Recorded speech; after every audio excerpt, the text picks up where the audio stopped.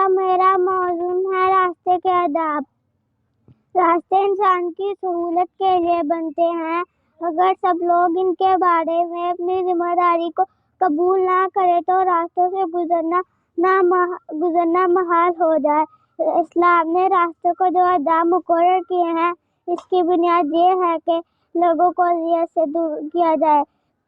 راستے میں لوگوں کو اپنی بات یا اپنے کسی فعل سے تکلیف دینے سے بچنا چاہیے۔ راستے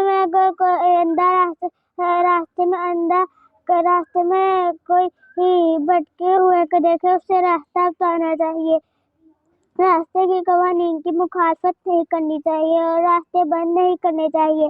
راستے میں اگر کوئی کانٹا یا پھر ایسی چیز جس سے گزرنے والوں کو تکلیف ہو ہٹانا چاہیے، یہ بہت بڑی نیکی ہے۔ اللہ تعالیٰ سے دعا ہے کہ ہمیں راستوں کے آداب پر عمل کرنے کی توفیق عطا فرمائے۔ آمین۔